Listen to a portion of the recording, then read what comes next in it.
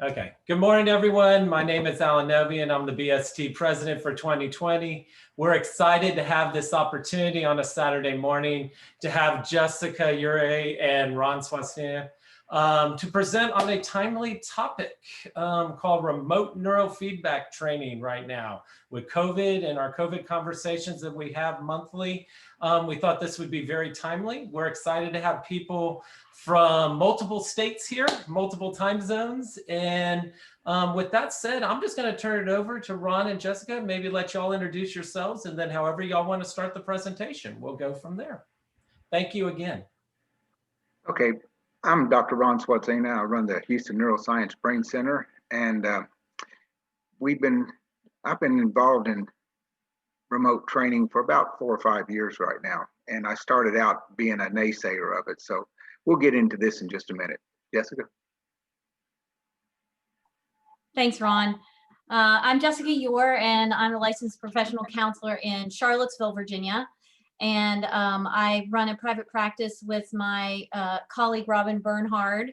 And I've been using remote training in my practice with just a handful of clients for over 5 years, and have recently scaled my operation up quite a bit. So happy to be here today and talk to you all about it.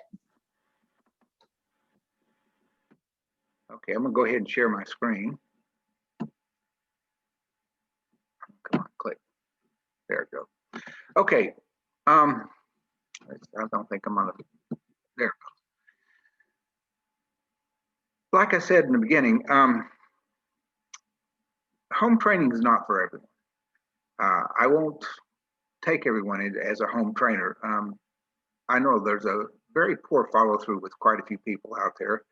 And of course, I deal with a large ADD population, and you know, if the kids are ADD, the parents are, and so getting them organized and to do the follow through can be extremely difficult.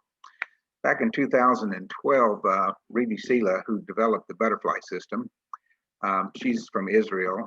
We were at the AAPB meeting in Orlando, and we started talking about the need for some equipment to be a little more user-friendly. So she designed this software, and we've been tweaking it ever since. And so I want to present this this way of doing neurofeedback remotely. And Jessica, by no means, there's no right way to wrong way to do it. Everybody's got to feel through, and we're just going to offer you 2 different approaches, and we'll get started.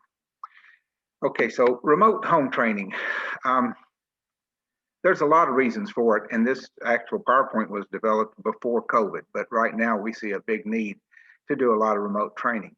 I work with a lot of head injury patients, and head injuries, we need more intensive training than less intensive training. And living in Houston, getting into my office 2, 3, 4 days a week is just almost insane for most people, just due to the traffic. So I'll integrate the home training with them, as well as in-office training. So this is one of the things we're going to get into in just a minute. All right, why remote training? Again, Houston is so spread out, it could take you an hour at 4 o'clock to get into our office from 20 miles away. It's just terrible. So we've got a lot of barriers in regard to getting into your office. I'd love to be able to make neurofeedback accessible to everywhere, not just in the homes, but in schools and businesses. And this is one thing we haven't ventured out into yet, is the schools and businesses. There is a reduced patient cost. We're going to talk a little bit about that today. And again, this is not, this is just for your information. How you set up your practice is your deal. We want to create a natural extension of the clinical practice and empower clinicians to extend their practices. That's the whole point of this. We want to be able to not occupy an hour of your day in your office and still have you the ability to make some money. There's only so far we can spread ourselves. And I know, Linda, you just said you've got a waiting list. It would be nice to be able to spread out your practice so you could see more people and increase your income, as well as do good work at the same time. So remote training should be user-friendly, easy to operate, and no technical skills needed. this is very important for trying to teach people how to hook up their children or themselves and how to operate it. It needs to be accessible from anywhere, anytime. That's one of the things that we try to build into our software. Reliable hardware, easy to install, affordable, low-cost equipment. I think that that's the big deal right there. I sell the equipment to the individual at cost. I'm not in the business to make money off of equipment, but I sell it to them, and then whatever, I pay like 50% if they want to sell it back when they're done with it, no matter how long it is. If it's still operational, I'll buy it back and sell it to the next person for what they sold it back to me at. So it's enabling more people to be able to afford this. The reason I sell it instead of rent it is because number one, I don't want to have to chase down equipment to get it back. I've had that happen when I used a Brainmaster 2-channel years ago, and a terrible thing happened. I couldn't get it back from this mother, and she was way up in the woodlands. I'm down here in Houston, and I started hearing rumors from people that lived up in that area that she was training other children in her neighborhood with my equipment, with her son's protocols. And so this was devastating to me. I couldn't stand it. I had let this piece get out and I couldn't get it back. So, but that's my bias with it. And that's why I wanted to just sell the equipment, but I have control of the equipment. We'll talk about that in a minute. Challenges of training during the day in day-to-day life. The world of neurofeedback is based on an outdated concepts that are not suitable for our era.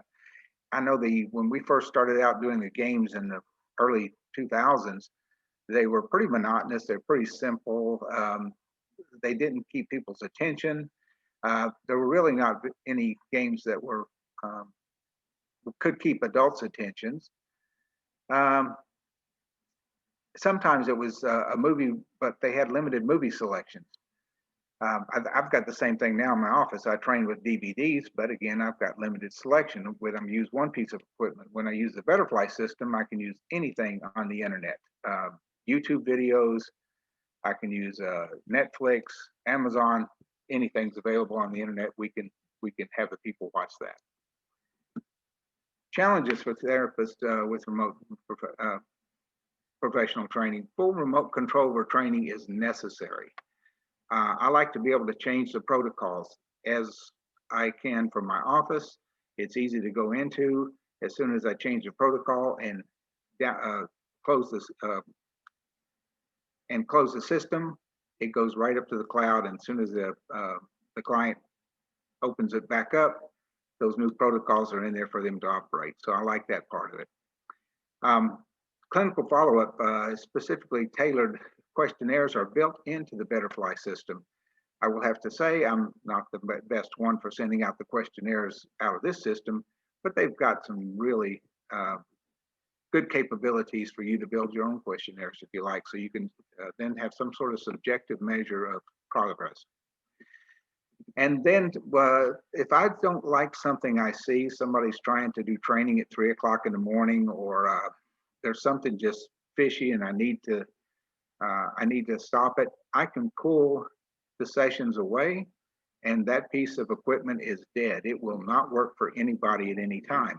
Again, I'm more of the control freak and I like having control over my equipment because it is a professional piece of equipment that I don't want just out there, anybody doing whatever they want with it. Okay, here's Reedy came up with these 10 commandments and I really like them. A home trainee is a regular client that does part or most of his training at home. I do like to integrate and see even my brain injury patients once a week, once every other week, have them check in, do a session in the office. How's it going? So I don't lose that contact, that face-to-face contact with them. Jessica's pretty well shut down. I never shut down. We did a lot of the things to keep us safe, and so far we've been very fortunate. Everything's sterilized, all the temperatures are taken, so we did maintain our practice completely through COVID. we want to make sure that your client meets the minimal requirements for home training. You know, there's a lot of things that I think that we need to see. Is the person appropriate for the training in the beginning? The clinician decides on the protocol and the difficulty level, and it's all automated. That I really like to be able to adjust that to the individual. And again, I can do that all from my office, depending on their last session. I can see how difficult it was for them. We have to teach our home clients the do's and don'ts when neurofeedback training sessions at the clinic. Tell them how to find their electrode placements. Now, what I've done, if you guys are familiar with electrocaps, back in 2005, when I first started doing QEGs, I was using a day med system, and I was using the electrocap as a trainer. I would just gel up the sites and use the complete electrocap in order to do the neurofeedback training. But then that much use on those caps, I was having to repair them way too often. So when they would kind of meet the end of their life, I would take all the wires and cut them out, and then I would just have the individual site placements and no wires in it. So then I'd use quick insert electrodes. And so I actually taught this in one of the conferences in about 2006, I think it was, about doing cap training. They're expensive now. Now that they're $225 a piece without wires in them, without any, the connection, no umbilical cord or anything. But I don't have to worry about the patient, the client getting the correct sites. It's very easy to determine. And it's the same cap that I did their Q with. So it's in the exact same location. So I really like using caps for training. And in my office, I don't do any individual electrodes. I haven't since 2005. I just use these caps, gel up the site, put a quick insert in, and we're ready to go. And then I don't have to mess with people's hair. These caps dry within 5 minutes if you set them on a fan. So it makes it pretty easy. So that's how I've made it so that I really can tell.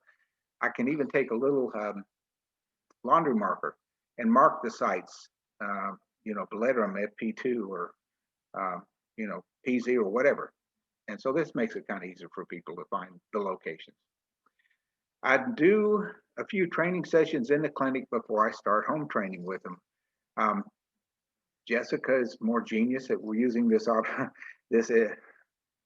Zoom stuff than I am, because she says she can teach people right there using Zoom, and I think that's fantastic. But I have them bring in their computer, and I have them bring in everything, and we'll actually do the first few sessions having them set it up on their computer so they're completely comfortable with it, because technology can stump a lot of us, and we got to run into all the hiccups before it happens at home when they're by themselves.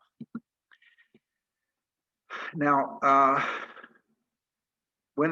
what we have also integrated into it is every 10 minutes, the threshold automatically resets depending on the average of what it's done in the prior 10 minutes. So I like this continual adjustment of the thresholds.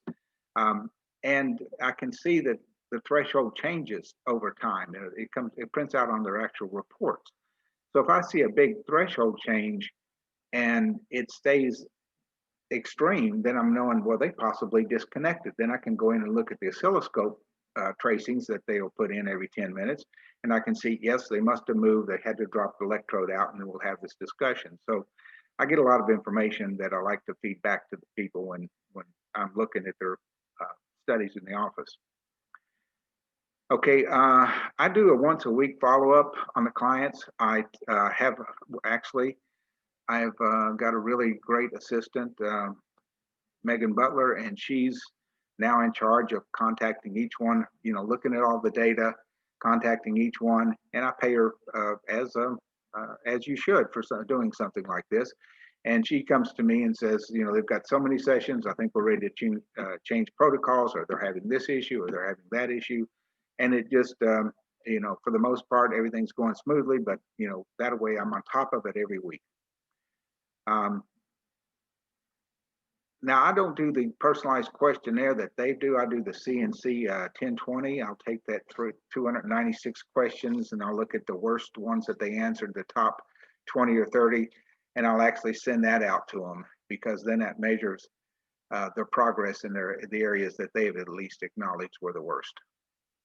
So I but there are questionnaires that are built into this, and you can have the ability to build your own questionnaire into it. I just don't like to repeat something that I've already got created. I don't set face-to-face meetings online, but I do have them come in and we talk about the clinical progress, because every 20 sessions that they complete, I like doing what I call a mini queue, a full queue, just like we do eyes open and eyes closed. But then we also integrate this with this ability to take in this data and then feed back the information that we need to give them. I like to personalize everything I do with each individual. So, I'm really working hard to keep that progress going. Okay. Now, Betterfly is a professional technology, and it is for clinicians only. We're not supposed to, and again, I sell the piece of equipment to them, but without me guiding it, without me in control of it, that piece of equipment is useless. So, I make that distinction there. We can control business and clinical information. Those of us who have more than one clinic or getting ready to expand, I'm getting ready to open up, it looks like going to not business, but provide neurofeedback for a new recovery treatment center that's opening. And like I've said to them, if they've got a clinician that is interested in becoming neurofeedback certified, we'll start the training. We can train them up in about a month to become a very efficient technician to do the hookups and everything else, because they live, this facility is about an hour outside of Houston, and there's no way that they can bring their people in to do neurofeedback, but we can control it, we can run it. As long as I've got control over it, then I'll be able to expand our practice into a treatment center. And we're looking at now going out actually to their location and doing, if they've got more than four or more people to do cues on, I'll run out to their center and spend a Friday morning and do a bunch of cues, and then they won't even have to bring them in. So it's just different ways we can expand our practice. Good thing about the Butterfly system is the software is free and the updates are free. The cloud storage and backup is free. Now, what there is a charge, and this is the part that Jessica doesn't like, and I totally understand. There is a cost per session. It's $6.50 if you buy 100 sessions. And that's what you get. You get the software, you get the cloud storage, you get the control and everything like that, but there is a cost per session. So that is one deterrent that a lot of people are saying, well, I'd rather buy my own equipment and have it completely separate. But, you're sacrificing some things in order to have that kind of, no cost fee once your initial purchase is there. So I like the Butterfly system. I've used the Brainmaster. Is about the only one I've ever tried to do remotely. I found that the older computers, it really needs to be upgraded to Windows 10 to work well.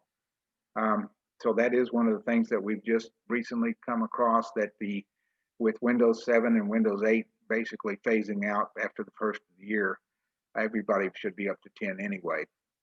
It doesn't take a very powerful computer, just something that can get a good internet signal. The ability to log into your data and the client data anywhere, anytime. I love that. If I'm on vacation or anything, I can always go in and change something if somebody's having an issue. Computerized clinical records for a client is at the clinic, in the clinic, or at home. Everything I have is in there. It's in the cloud.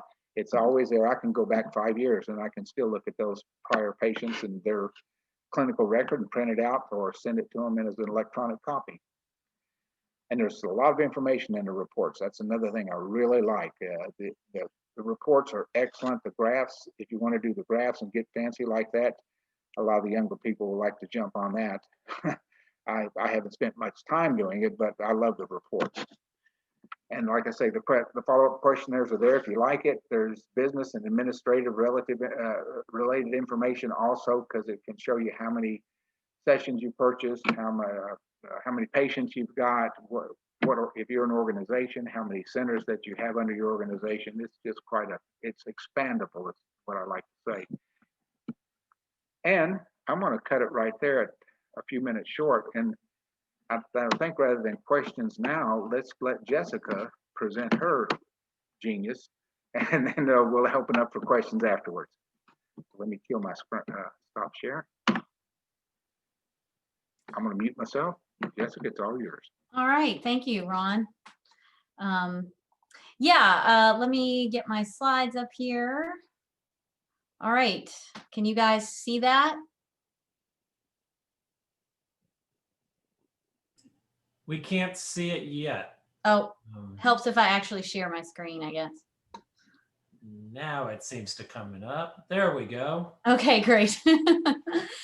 So I already introduced myself. This is my business partner, Robin, and we work right in the heart of Charlottesville, which is right in the middle of Virginia. And so we do see a lot of people from quite a distance. Most of the less than 20 certified neurofeedback people in Virginia are in Northern Virginia up near DC. And Charlottesville and south, almost down to the Research Triangle in the Carolinas, there's really not anybody doing a lot of neurofeedback. So we do have people come from quite a distance, travel from quite a distance to get our services. And that's part of the reason that I began offering remote training options quite a while ago. But I would only do it with very certain clients and very certain situations. And I really wanted to see them in the office for multiple sessions before I let them go home with the equipment.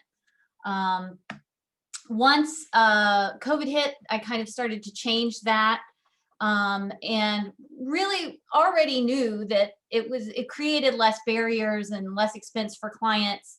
Obviously, it was more accessible.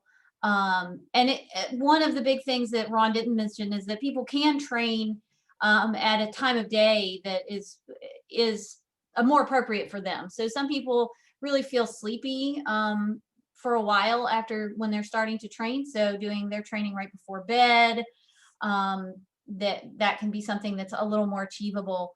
And they can train more frequently. And again, as Ron mentioned, it does allow you to expand your practice in a new way. These are some of my clients and colleagues being silly.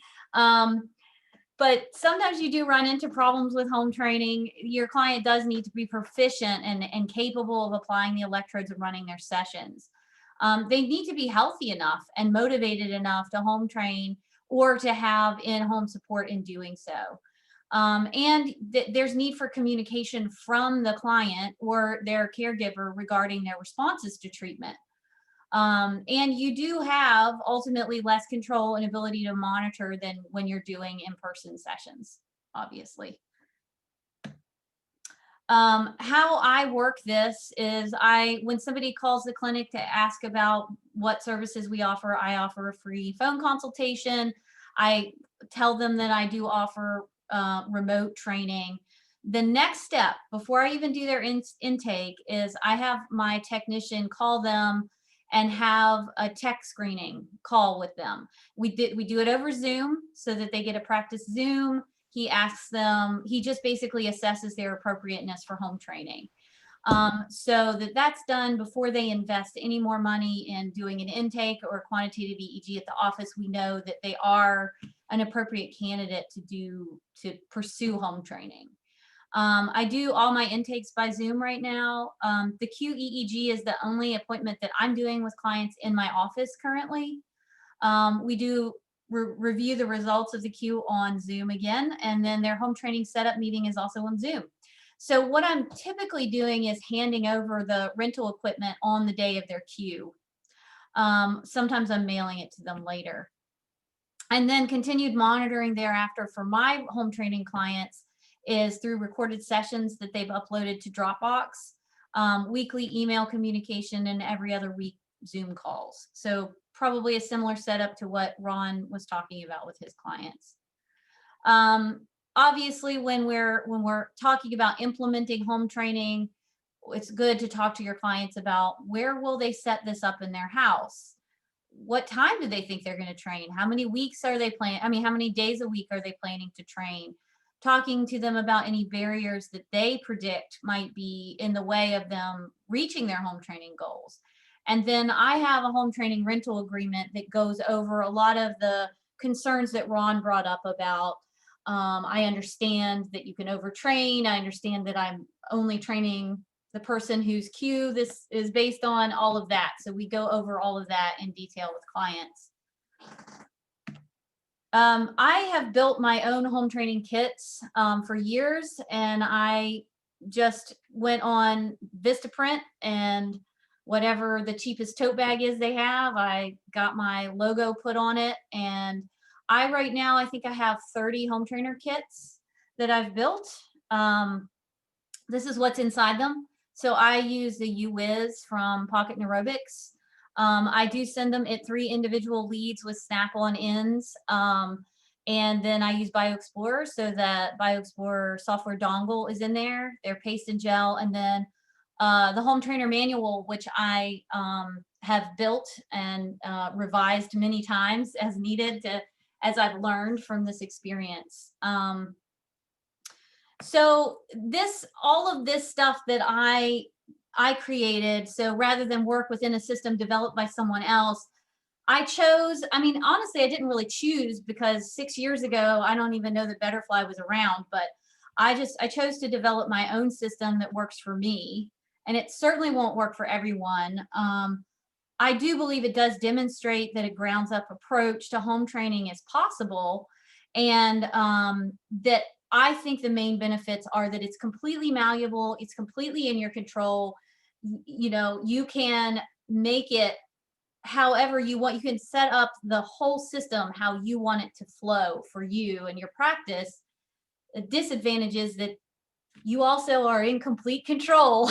So with Betterfly, you have that structure built in. Someone else has kind of worked out a lot of the tracking and a lot of the flow issues. So one of the things that I find that I like about what I'm doing is that it helps me stay with my finger on the pulse of my clients. My therapeutic relationship with my clients as a private practitioner I really primarily it's just me.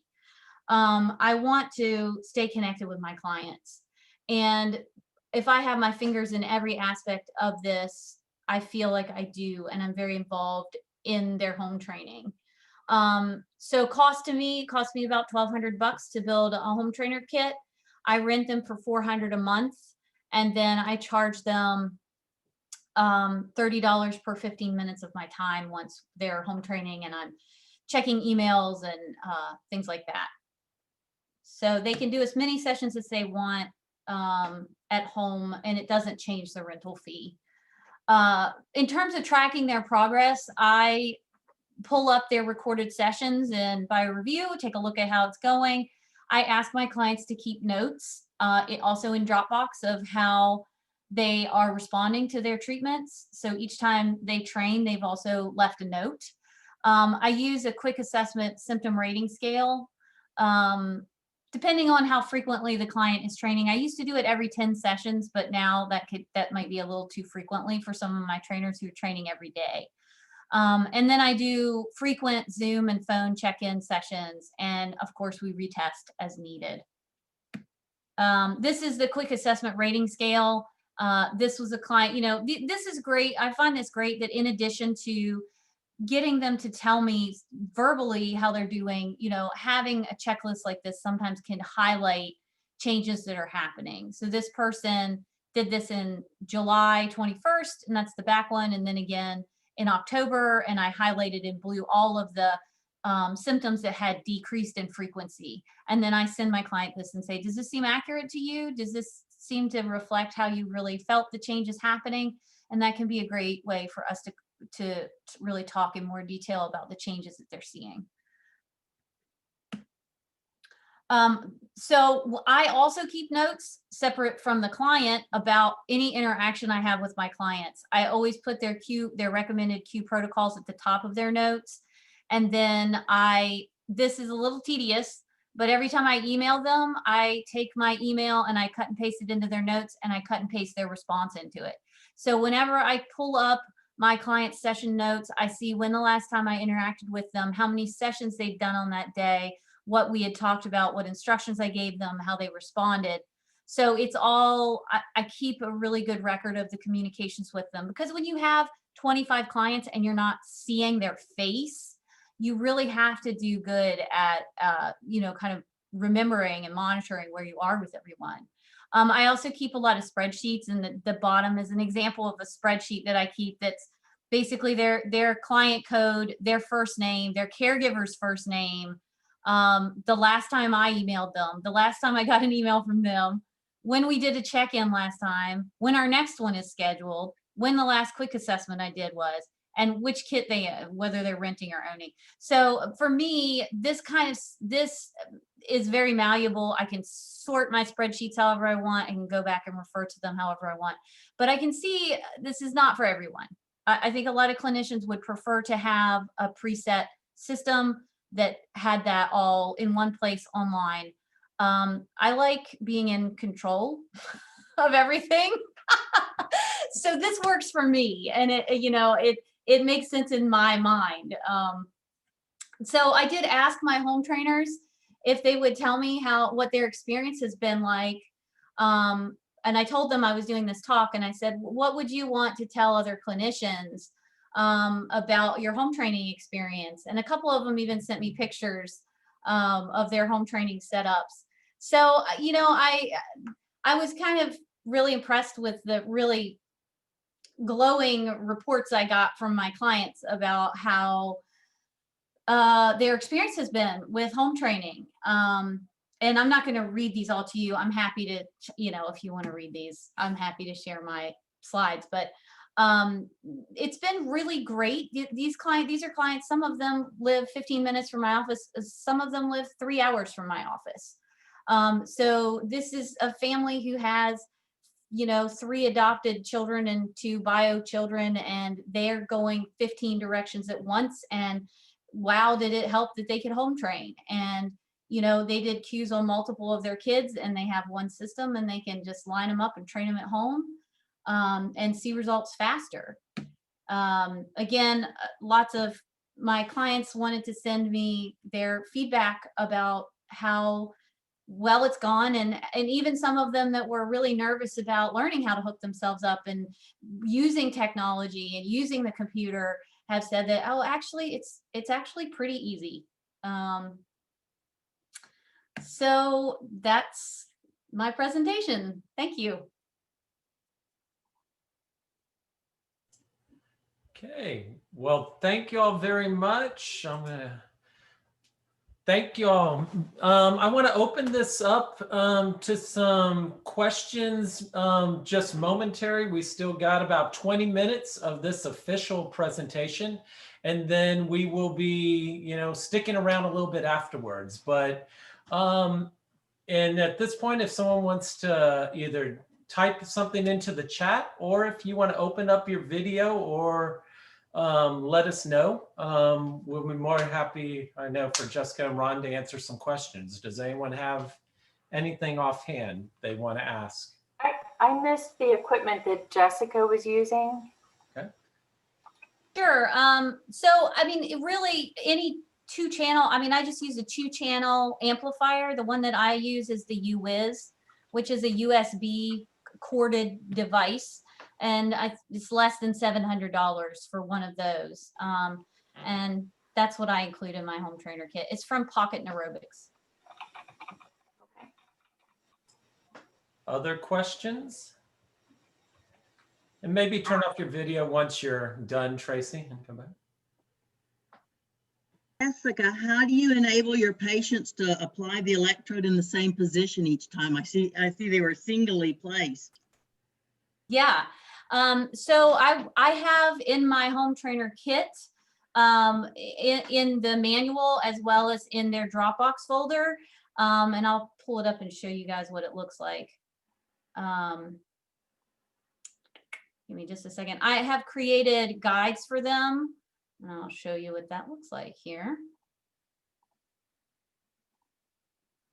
So whatever their protocol is, say it's C4PZ, I go through this with them on Zoom sometimes multiple times, but they also have this reference sheet that shows the placement site for the electrodes on their head.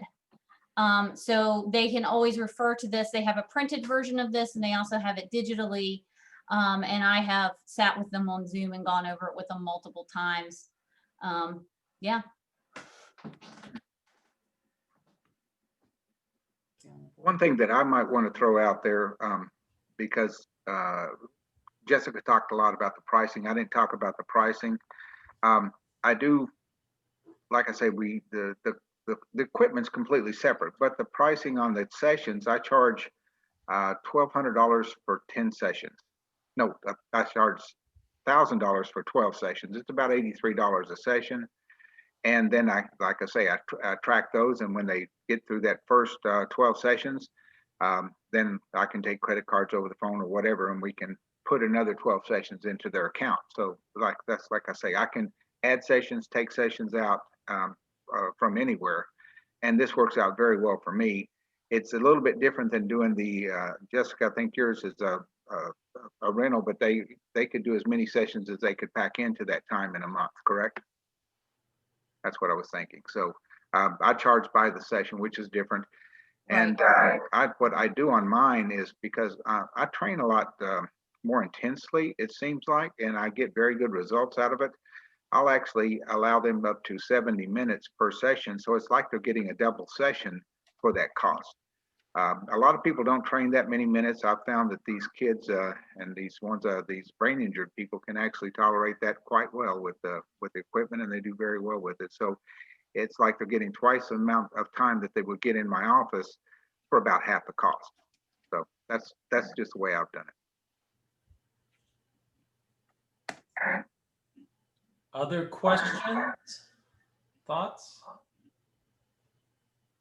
I was wondering if either of y'all have done any full cap or Loretta training remotely. I haven't. Jessica? No, I'm just a straight SMR kind of gal. I'm pretty simple. Thank Yeah, you. I'm resistant to doing full cap or Loretta just because I'm waiting for the research to catch up. Right now, it's not there, and to have somebody go through that and have to gel up all the sites and everything else every time, I think I'm just not into that yet. But it may be somewhere in the future. If we could ever get dry electrodes, oh my gosh, what could we do then? Thank you, Ron. Sure. I guess I'll ask a question from both of y'all. How do y'all kind of deal with the side effects, if y'all get any there? I mean, what's the conversation, I know even in office, you can have times, my kid, especially if it's a young kid with ADHD or something, they overtrain or undertrain somewhere and they can't sleep that night or something. I mean, how do y'all have that ongoing conversation if they're not in your office on a regular basis? If I ask both of y'all. Go ahead, Jessica. So I start my clients out with a very small amount of training at home.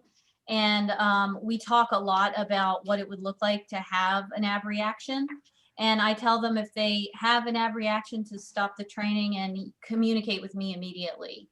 And then basically from there, we set up a phone call or a Zoom call and talk about what happened and make adjustments from there. And I can adjust all of their protocols remotely as well. I just have them saved in Dropbox.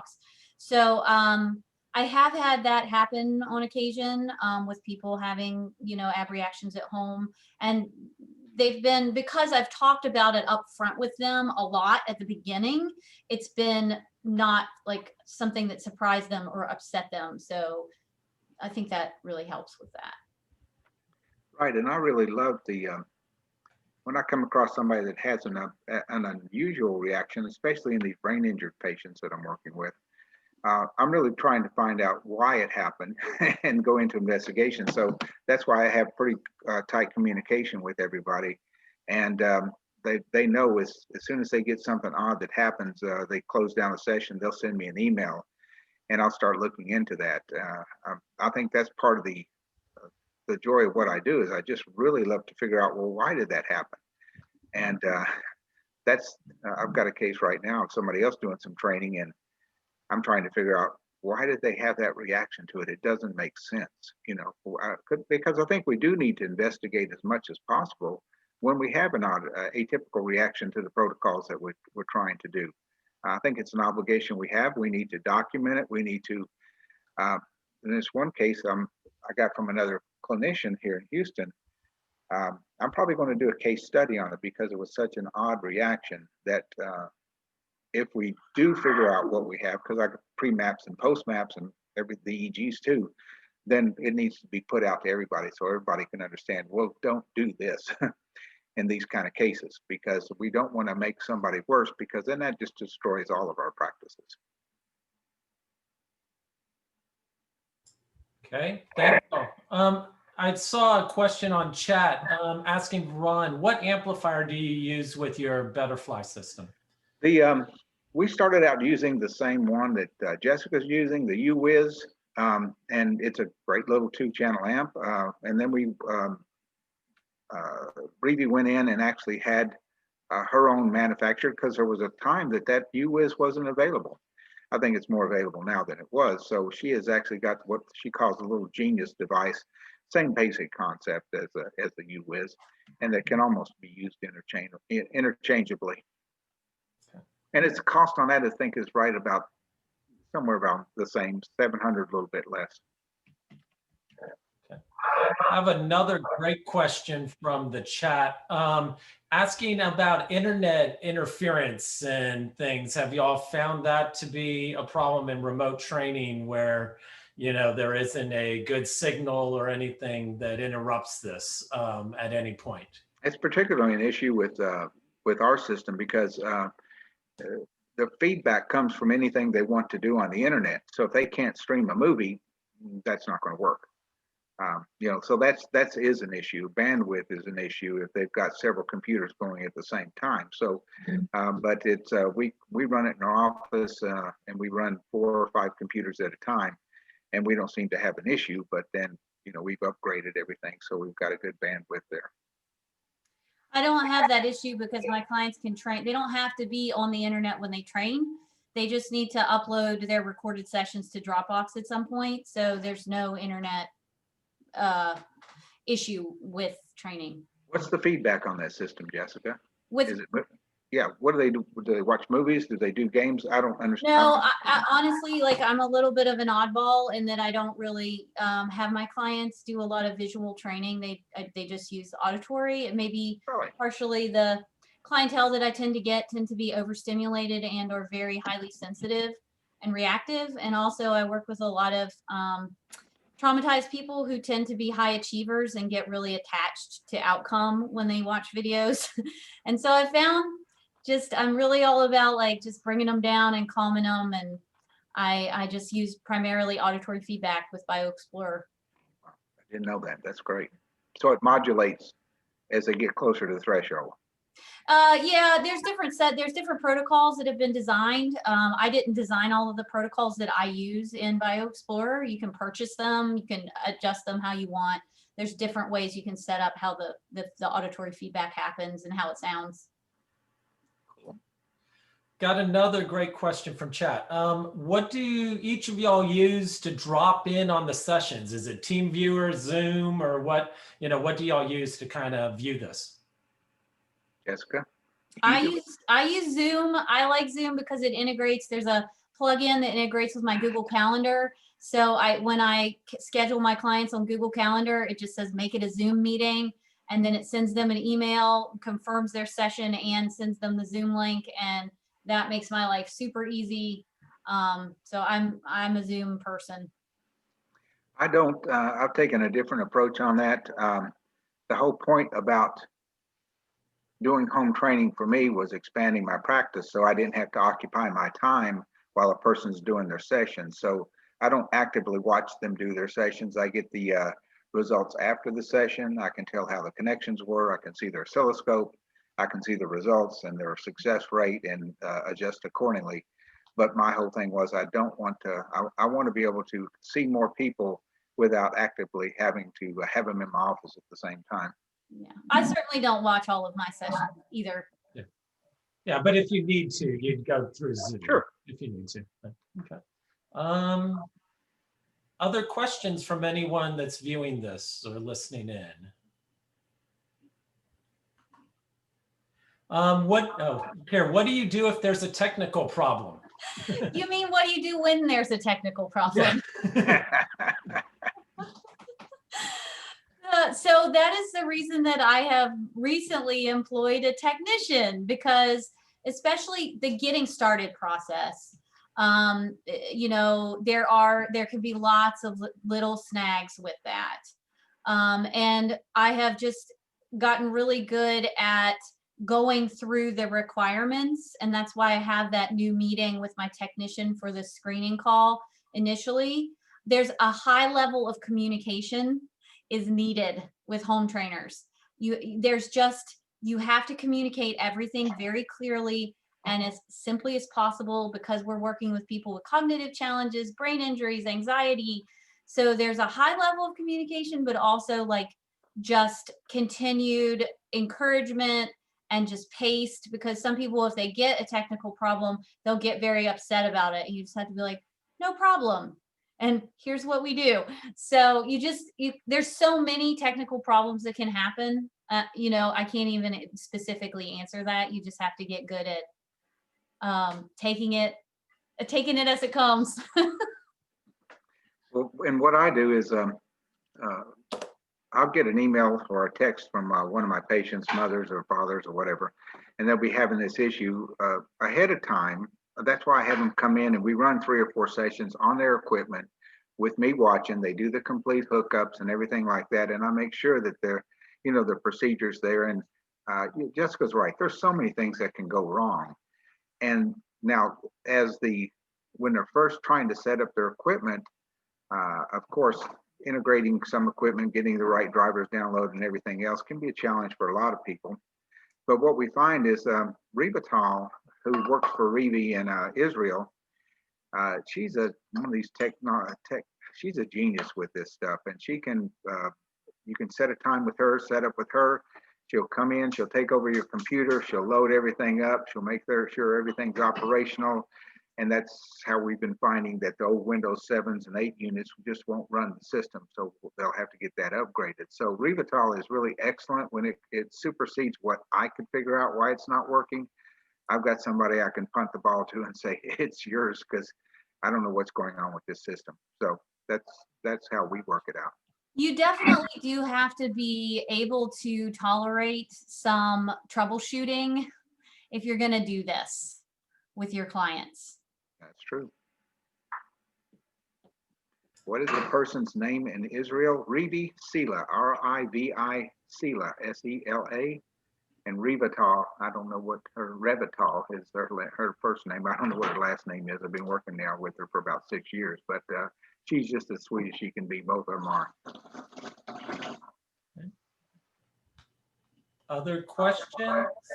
I see a question about caps. Yeah, I guess if y'all want to address that. Yeah, I don't know that many people that are using dry electrodes in their practice just because they're so expensive. And typically the lower end of the spectrum is not as dependable, or at least in the past, it hasn't been as dependable with dry electrodes. So I think primarily almost everybody is using paste and gel. Ron, did you want to say anything else? Yeah, I've been actually asked to test some of these models, and so far, they're just not out there. That we just don't have that technology yet, and it's a shame in this day and age when we can do everything, like take your temperature remotely and everything else. We don't have dry electrodes that will work, that'll shoot down through the scalp. You know, it's just ridiculous. But when it does come out, we will definitely let everybody know about it, because that'll revolutionize what we're trying to do. How about, other question, how about damage to the equipment and things like that? How do y'all deal with that, or people not wanting to maybe pay if they damage it or anything? Have y'all had any issues with that? That's why I have them buy it. It's not my equipment. Okay. You know, if they damage it, or they spill something on it, the dog chews it up, okay, you can buy another one. I don't know about the lease ones though, Jessica. Well, in my home trainer manual, I explained that like if it's wear and tear that is expected over the course of time, that since they're renting it, they return it to me. But yeah, if they run over it with their car, that the agreement is like if you break it, you will replace it. But luckily, in the 5 or 6 years I've been doing this, I haven't had any issues with that. So And the UWIS is really pretty rugged piece. I think it's pretty substantial.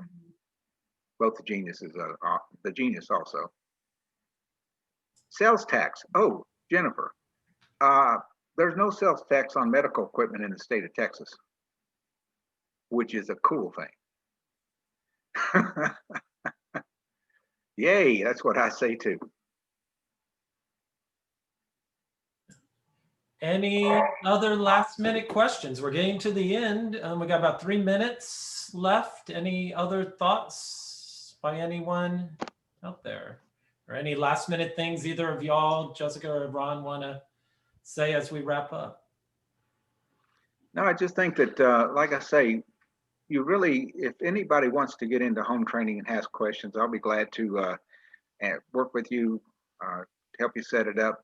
Any of that kind of stuff. I do have an organization with quite a few other clinicians that have these systems and running them right now.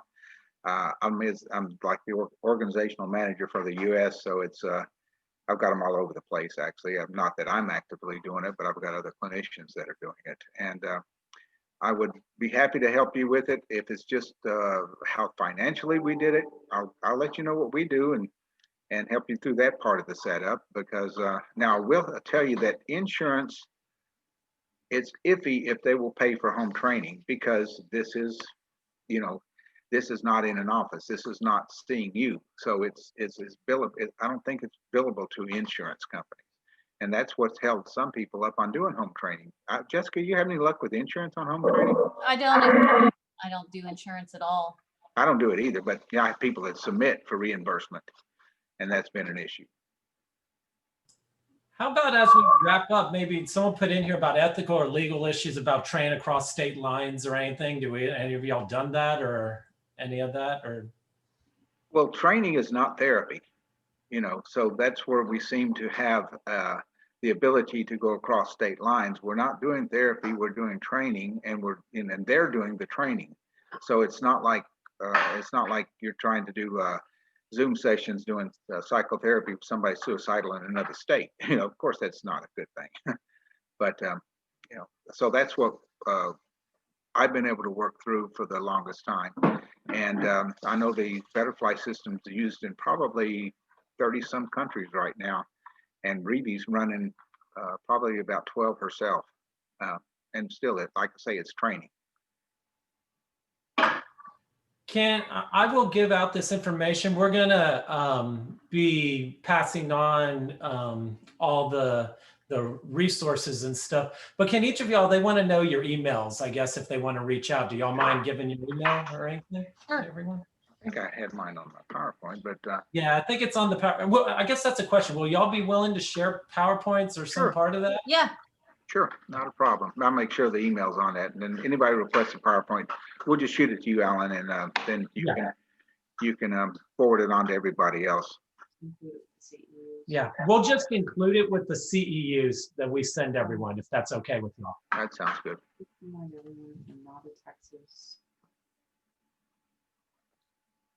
So one other thing I'd like to throw out there, just that I'm working on, and this is for not necessarily, it's nothing to do with home training, but the company where I send all my data into, and Jessica sends her data into, StatLink MD, putting together a national,